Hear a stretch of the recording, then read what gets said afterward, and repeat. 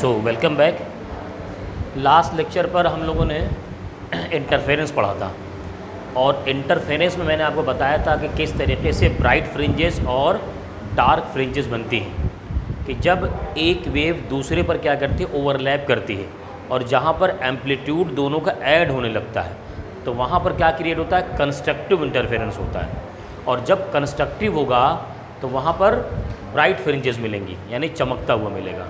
और जब भी डिस्ट्रक्टिव होगा, डिस्ट्रक्टिव का मतलब ये हो गया कि मान लीजिए एक वेव जो जा रही है वो ऊपर की तरफ जा रही और एक नीचे भी जा रही, तो एक दूसरे को कैंसिल करेंगी और कैंसिल करते ही वहाँ पर हमें डिस्ट्रक्टिव मिलेगा, यानी कि वहाँ पर डार्क फ्रिंजेस मिलना स्टार्ट हो जाएंगी।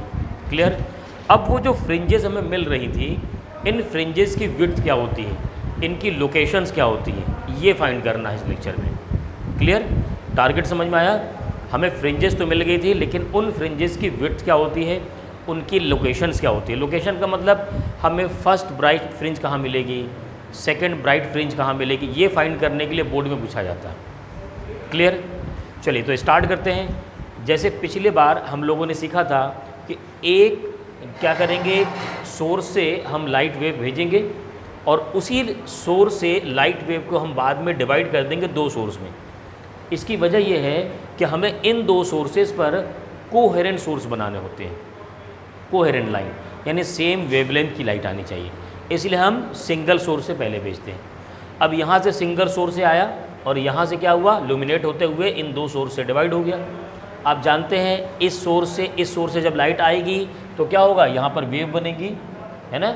और वेव जब एक दूसरे पर इंटरफेरेंस होगी तो हमें सामने क्या मिलेगा, यहाँ पर ब्राइट और डार्क फ्रिंजेस मिलना स्टार्ट हो जाएंगी। अब ये जो ब्राइट और डार्क फ्रिंजेस हमें मिल रही हैं, समझिएगा, ये जो ब्राइट और डार्क फ्रिंजेस मिल रही हैं, इन्हीं की विड्थ हमें जानना है। अब यहाँ पर ये जो कैपिटल डी है वो इस सोर्स और इस स्क्रीन के बीच के डिस्टेंस है जहाँ पर हमें फ्रिंजेस मिल रही, और जो स्मॉल डी है इन दो कोहेरेंट सोर्सेस के बीच की डिस्टेंस है। क्लियर। यहाँ पर मान लीजिए कोई पॉइंट P है, इस पॉइंट P पर हमें पता करना है कि ये पॉइंट P ब्राइट होगा या डार्क होगा, यानी इसका नेचर हमें पता करना है। और इसका नेचर जो पता होगा वो इनके पाथ के डिफरेंस से पता होगा। किससे पता होगा, पाथ के डिफरेंस से, यानी कि nature of point P depends upon difference in path, यानी ये होगा S2P P is equal to S2P minus S1P। देखो है क्या, जब कंस्ट्रक्टिव इंटरफेरेंस होता है ना, ब्राइट होता है जब कंस्ट्रक्टिव, यानी जिसमें एम्पलीट्यूड ऐड हो रहा होता है, तो ब्राइट होगा, चमकदार होगा। उस वक्त क्या करना है, वो कब होता है, वो होता है एन लेमडा पर। किस पर होता है, n lambda, where n is the 0 1 2 3। और जो डिस्ट्रक्टिव होता है वो होता है 2n-1 लेमडा बाई 2, यानी वो ऑड पे चलता है। एन लेमडा मतलब 2 पाई, 4 पाई, 6 पाई, और ये क्या होता है, ये जो होता है वो ऑड पर 1 पाई, 3 पाई, 5 पाई।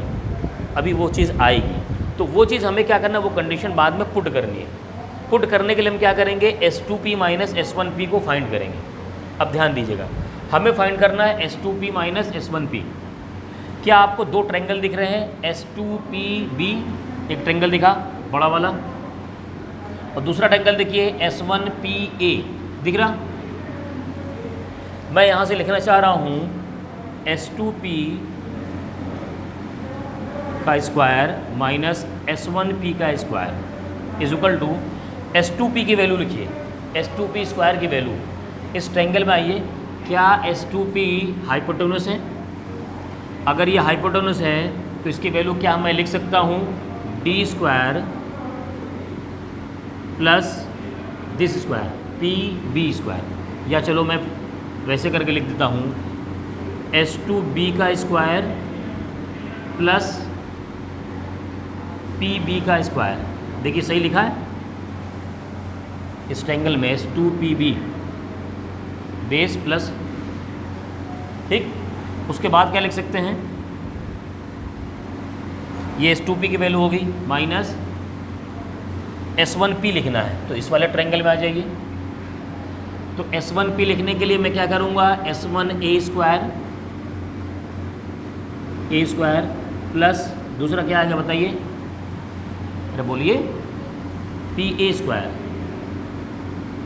समझ में आ रहा है ना, कैसे बैठे हुई हो, दो ट्रायंगल दिखे।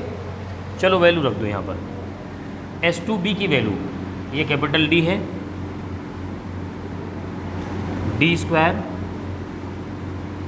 प्लस PB की वैल्यू क्या होगी, क्या ये x प्लस D/2 होगा, तो यहाँ लिख देंगे x प्लस D/2 का स्क्वायर, सही है, माइनस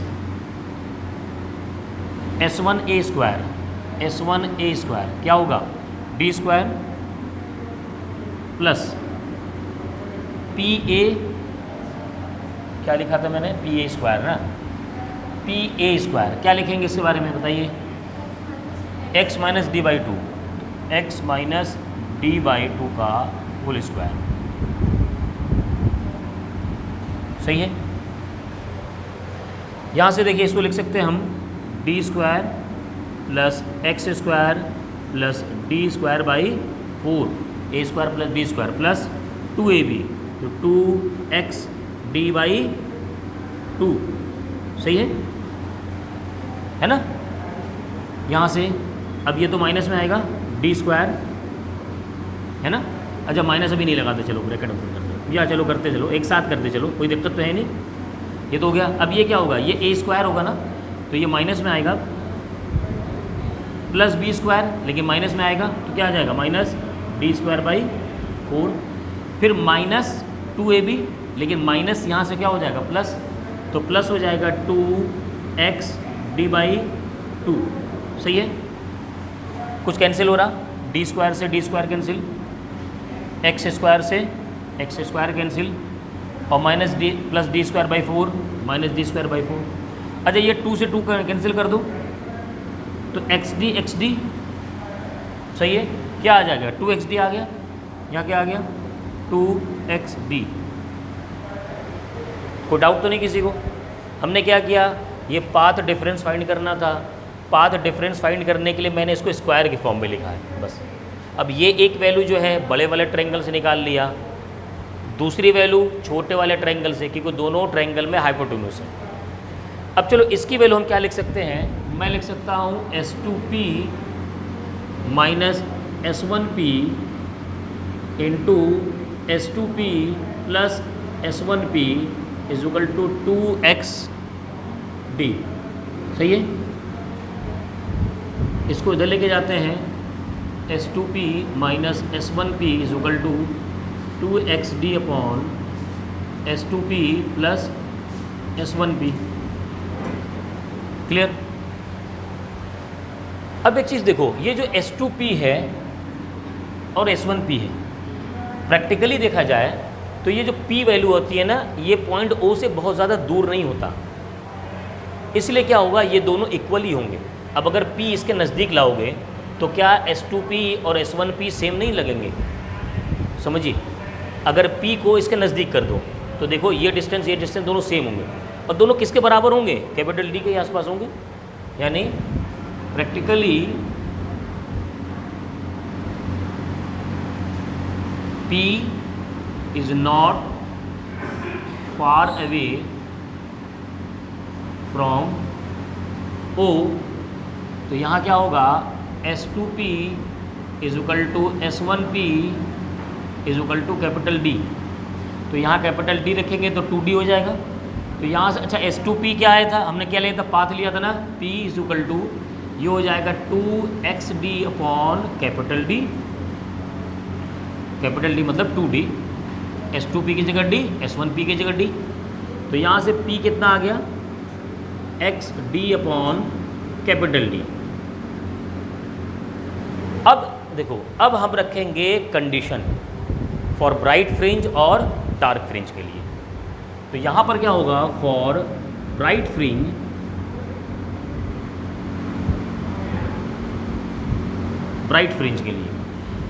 के लिए होता है P is equal to x d upon capital D is equal to n lambda, where n is equal to, अच्छा बाद में रख लेते हैं, अभी पहले x की वैल्यू तो निकाल लें।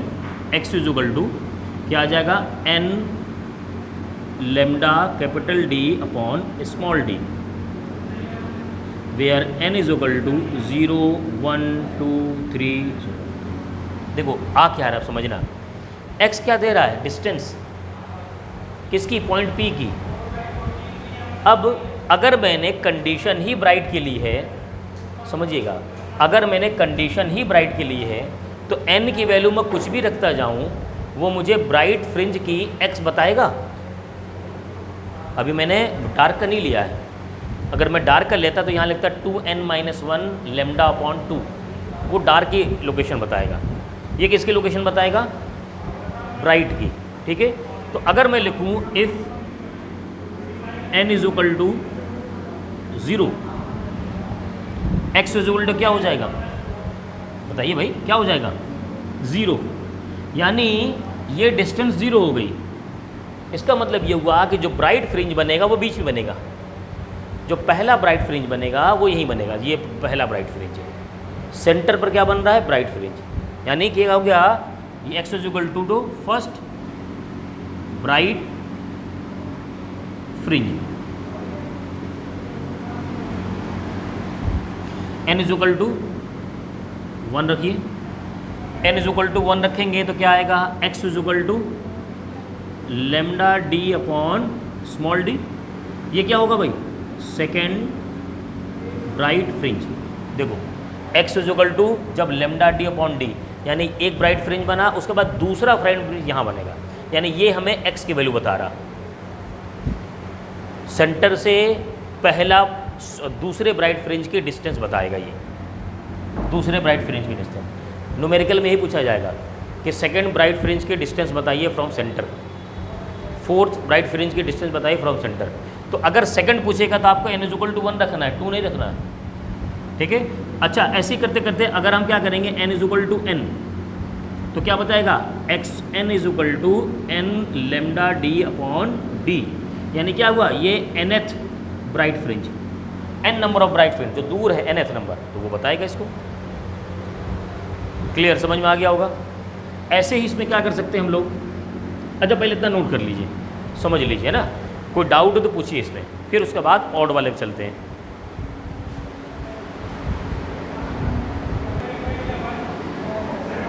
चलिए, तो हम लोगों ने यहाँ फाइंड कर लिया ब्राइट फ्रिंज की लोकेशंस। अच्छा एक चीज़ और, कहीं कहीं पर ये मैंने जो बताया है when n is equal to 0 तो x इज इक्वल टू 0, तो ये फर्स्ट ब्राइट फ्रिंज बता रहा है। एक्चुअल में कभी कभी इसको हम सेंट्रल ब्राइट फ्रिंज भी कहते हैं, फर्स्ट ब्राइट फ्रिंज ना करके क्या कह सकते हैं इसको, सेंट्रल ब्राइट फ्रिंज कहते हैं, क्योंकि ये सेंट्रल है। और इसको क्या कह सकते हैं, इसको कह देंगे फर्स्ट, ठीक है। और यहाँ पर हम कर देते हैं x is equal to 0, x1 x2 करके करते हैं। इस बात का ध्यान रखिएगा वो कौन सा पूछ रहा है बस। अब ये बात हो गई ब्राइट फ्रिंज की, अब हमें पता करना चाहिए लोकेशन किसकी, डार्क फ्रिंज की, है ना। तो यहाँ पर फॉर डार्क फ्रिंज, तो ये जो p की वैल्यू है, p is equal to x d upon capital D, ये होता है 2n-1 लेमडा बाई 2, ये होता है n लेमडा और ये होता है 2n-1 lambda by 2, where n is equal to, ये 1 से स्टार्ट होता है, 1 2 3 4। अब देखो 1 की वैल्यू रखो यहाँ पर, तो 2-1 क्या बचेगा, लेमडा बाई 2 बचेगा सिर्फ, है ना। ऐसे ही 2 रखो तो 4 4-1 3, 4-1 3, तो 3/2 बचेगा, ऑड बचेगा।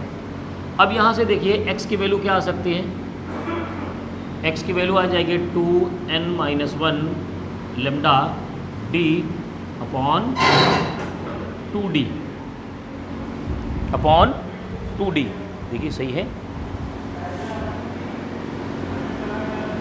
सही है। तो ये फॉर्मूला आ गया किसके लिए? डार्क फ्रिंज के लिए। एक बात समझिएगा, ये विड्थ नहीं बता रहे, ये क्या बता रहे हैं? लोकेशन। कहाँ से? सेंटर से। एक्स ही तो लोकेशन है। पॉइंट पी कहाँ है ये कैसे पता चल रहा है? एक्स से पता चल रहा है, और ये एक्स की वैल्यू निकाल रहे हैं। देखो आपके सामने ये बना हुआ है, ये क्या है? ये ब्राइट फ्रिंज है, दिख रहा है। उसके बाद क्या है? डार्क। तो ये देखो D1 बना हुआ है, डार्क। उसके बाद क्या है? B1 ब्राइट, फिर क्या है? फिर डार्क, फिर ब्राइट। क्लियर, समझ में आ रहा है ना? उसी तरीके से ऊपर भी है, कॉन्जिक्यूटिव है। यहाँ पर हम क्या कर सकते हैं? For if n is equal to 1, तो n इज इक्वल टू 1 रखेंगे तो क्या आएगा? 2n, तो 1 रखेंगे 2 माइनस 1 क्या बचेगा? 1 बचा ना। तो यहाँ आ जाएगा x is equal to x1 is equal to lambda d by 2d। सही है, देखते रहिए भाई। n इज इक्वल टू 1 रख दिया तो ये हो जाएगा 2 माइनस 1 बचा।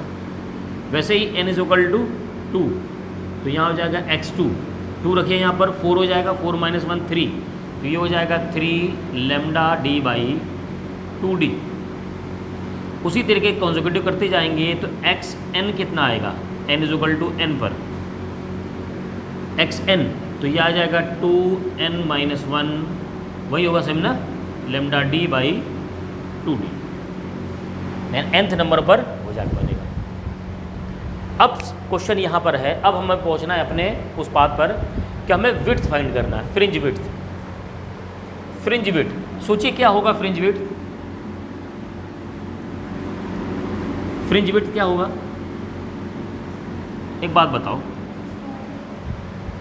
It is the separation between two consecutive bright और डार्क फ्रिंज।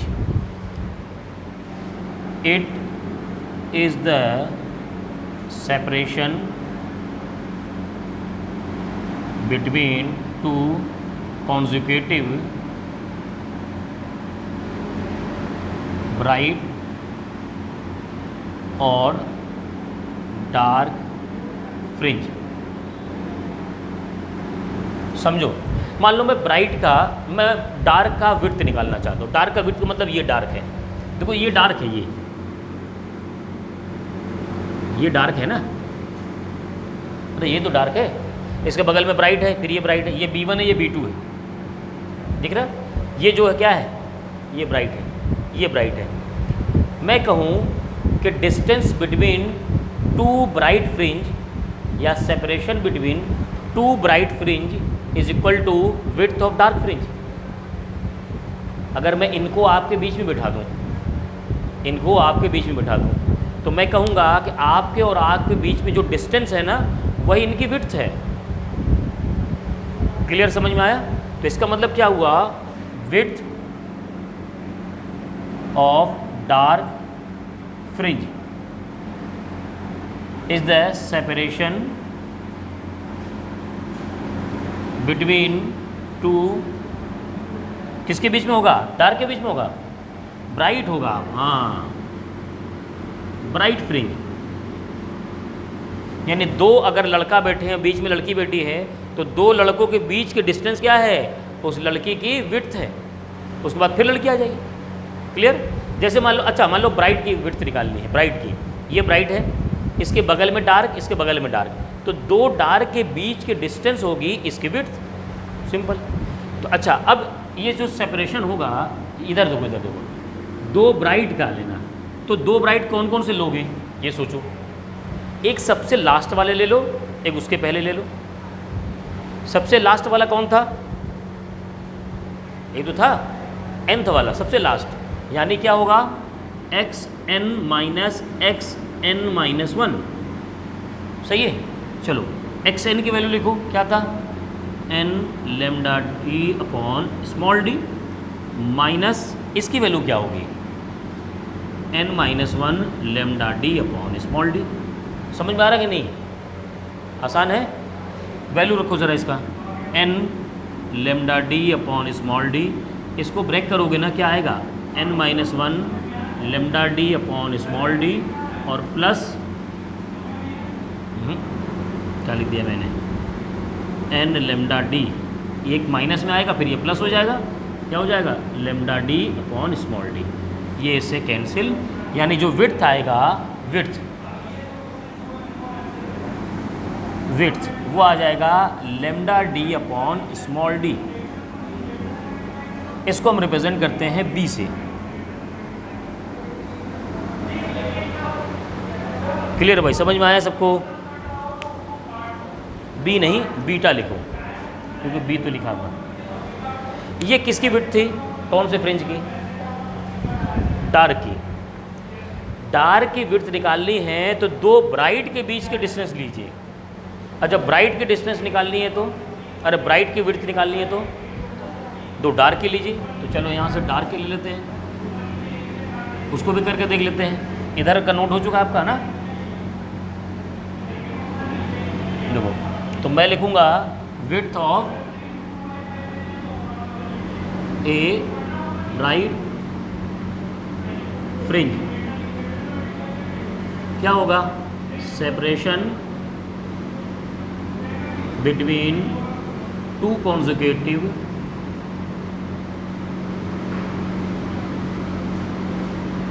किसके बीच में, ब्राइट है ना, तो यहाँ आएगा डार्क फ्रिंज। यानी अब वही है ना, एकदम लास्ट वाले लो और लास्ट के पहले ले लो।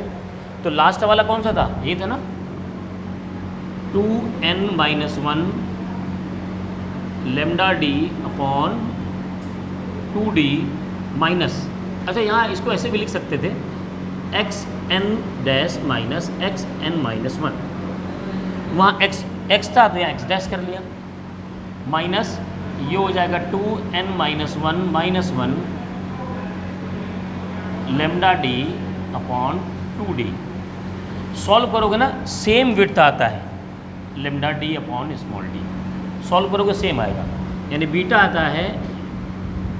इसका मतलब क्या हुआ कि width of bright fringe is equal to width of dark fringe, और विड्थ की वैल्यू कितनी होती है, ये होता है। तो यहाँ पर आपको दो चीज़ें निकालना सीखना है, न्यूमेरिकल दो चीज़ों पर आएगा। एक तो लोकेशन पूछेगा जिसमें आपको एक्स पता करना होगा कि first dark, second dark, third dark या सेंट्रल ब्राइट पता करिए, या दूसरा पूछेगा कि विड्थ ऑफ फ्रिंज, ब्राइट हो जो हो या डार्क हो। क्लियर? और तीसरी बात, इसका डेरिवेशन आ सकता है इसको समझने के लिए। अगर ये समझ में नहीं आया तो न्यूमेरिकल नहीं लगा पाएंगे, तो डेरिवेशन समझ में आना ज़रूरी है। क्लियर? चलिए नोट कीजिए, फिर न्यूमेरिकल लगाते हैं इस पर।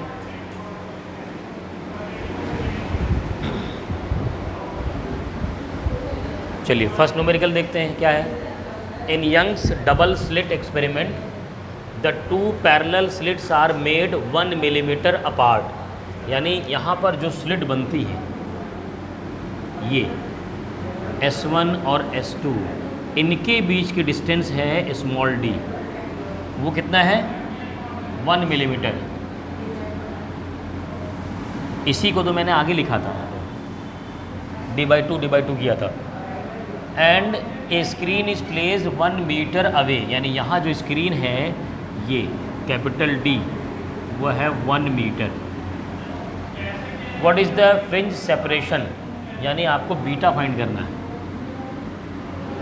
हालांकि ये विड्थ है, अब पूछ रहा है सेपरेशन, तो दो फ्रिंज के बीच का सेपरेशन ही तो विड्थ होता है। और बता रहा है ब्लू ग्रीन लाइट जिसके लिए वेवलेंथ दिया हुआ है, यानी लेमडा की वैल्यू 500 नैनोमीटर, 500 × 9 मीटर, ये मीटर में है, इसको कर देंगे 1 × 3 मीटर। क्या होता है beta, n lambda d upon small d। n की वैल्यू नहीं, ये lambda d upon small d होता है ना। फॉर्मूला क्या था भाई, विड्थ का formula lambda d upon small d।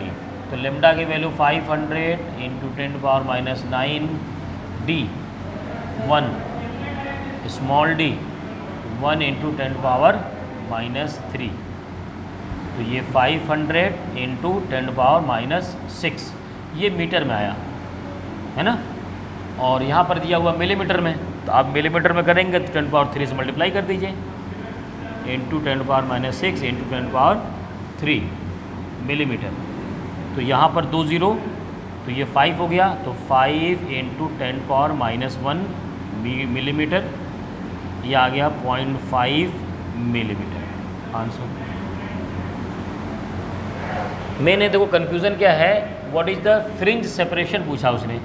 अब फ्रिंज सेपरेशन का मतलब होता है फ्रिंज डिफरेंस, दो फ्रिंज के बीच का जो सेपरेशन है वही जो दूसरा फ्रिंज होता है। यानी अगर ये ब्राइट है तो डार्क का विड्थ हो गया, अगर ये डार्क है तो ब्राइट का विड्थ हो गया, मतलब पूछा गया है विड्थ। क्लियर? चलिए सेकंड करिए।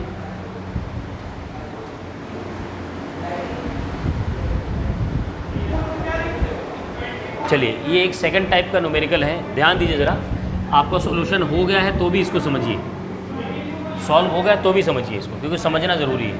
किया कैसे हमने, क्या laser light of wavelength 630 nanometre incident on a pair of slits produces an interference pattern in which bright fringes are separated, और फिर सेकेंड लाइट उस पर किया गया। देखो एक बात समझो, ये जो स्लिट होती है ना S1 और S2, इस पर कोई एक लाइट आती है, वो नहीं, यानी कि मोनोक्रोमेटिक लाइट होती है, और वही लाइट डिवाइड होकर के जाती है। तो कह रहा था कि वो जो लाइट आई है उसकी जो वेवलेंथ है वो है 630 नैनोमीटर जो आई फ़िलहाल, ये λ1 हो गया। और फिर कह रहा है कि अब जो विड्थ बन रही है β1 वो है 8.1 मिलीमीटर। जब ये वाली वेवलेंथ आई तो ये हमें विड्थ मिली, लेकिन फिर उसने क्या चेंज किया, उसने लाइट को बदल दिया।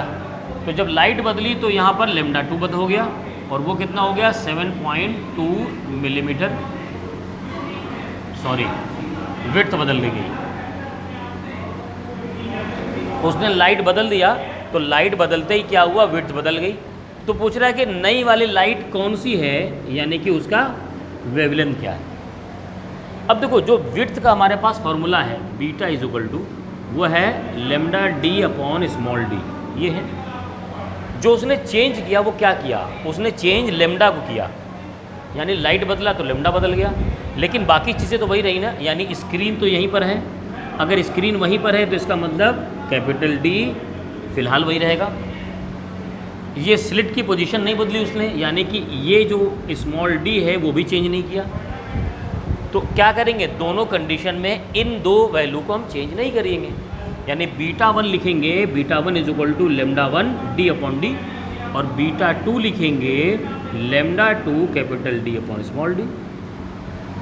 अब दोनों कंडीशन में वैल्यू रख दो, तो β1 की वैल्यू लिख दो, क्या हो जाएगा λ1 कितना है 630 कैपिटल D/d, और β2 कितना है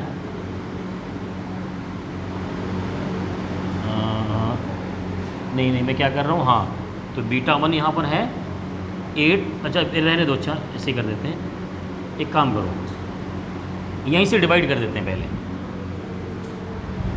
तो यहाँ से क्या आ जाएगा, β1/β2 इज इक्वल टू, ये ऊपर जाएगा सब कट जाएगा, तो क्या आएगा λ1/λ2, आसान करने के लिए करते हैं। अब वैल्यू रख दो दोनों फ्रिंज विड्थ की, 8.1/7.2 इज इक्वल टू λ1 गिवन है 630/λ2 फाइंड करना है, तो λ2 की वैल्यू आ जाएगी यहाँ से।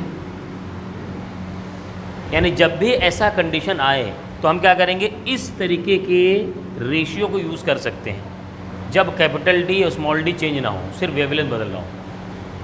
ठीक है, तो नेक्स्ट न्यूमेरिकल में फिर ये कॉन्सेप्ट अप्लाई हो रहा है, ध्यान दीजिए, सिर्फ लैंग्वेज बदला है, अप्लाई यही होना है। सॉल्व कीजिए, इसको नोट कर लीजिए, इसको सॉल्व कीजिए आप लोग, यही आ रहा आंसर।